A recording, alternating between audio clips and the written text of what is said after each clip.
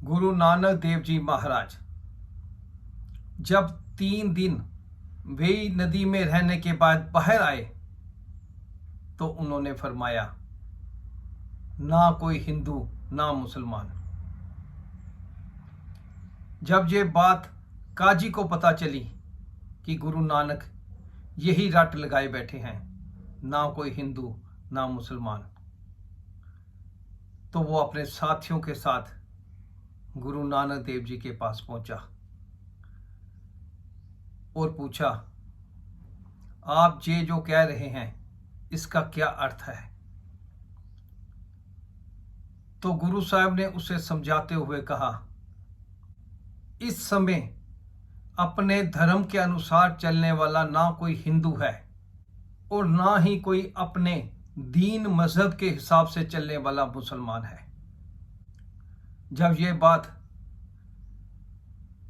काजी ने जाकर वहां के नवाब को बताई तो नवाब ने गुरुजी को बुलाया और कहा, आप कहते हैं ना कोई हिंदू है तो ना कोई मुसलमान, तो फिर आज शुक्रवार है, मैं नमाज पढ़ने के लिए जा रहा हूं, आप भी मेरे साथ चलिए और नमाज पढ़िए।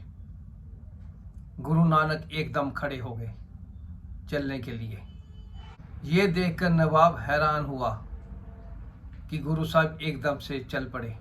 नवाब गुरुजी को लेकर मस्जिद में पहुंचा और वहां पर नवाब काजी और लोगों के साथ वहां पर नमाज पढ़ने लगा, पर गुरुजी चुपचाप खड़े रहे। जब नमाज खत्म हुई तो नवाब ने गुरुजी को कहा, आपने नमाज नहीं पढ़ी। तो गुरुजी हंसते हुए बोले, नवाब साहब, नमाज तो आपने भी नहीं पढ़ी। तो नवाब कहने लगा, ये आप क्या कह रहे हैं, मैं आपके सामने ही तो नमाज पढ़ रहा हूं। तो गुरु साहब ने कहा, जब आप नमाज पढ़ने के टाइम बैठे थे उस वक्त आप काबुल में घोड़े खरीद रहे थे, आपका मन घोड़ों के बाजार में था कि आपके भेजे हुए लोग जो घोड़े खरीदने गए हैं कहीं गलत घोड़ों का सौदा ना कर लें।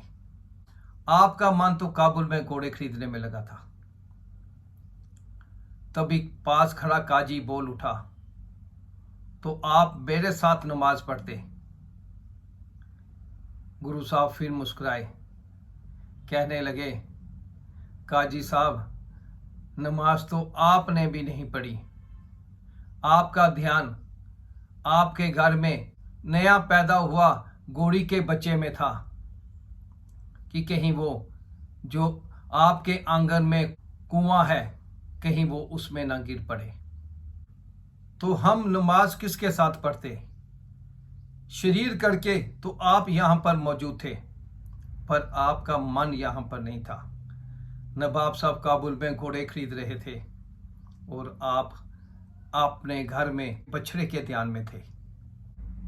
आपका मन अपने निजी काम कर रहा था और मेरा मन आपके मन की देखभाल कर रहा था, तो मैं नमाज किसके साथ पढ़ता? ये सुनकर नवाब और काजी दोनों ने शर्मिंदगी महसूस की, माफी मांगी और वहां से चल दिए।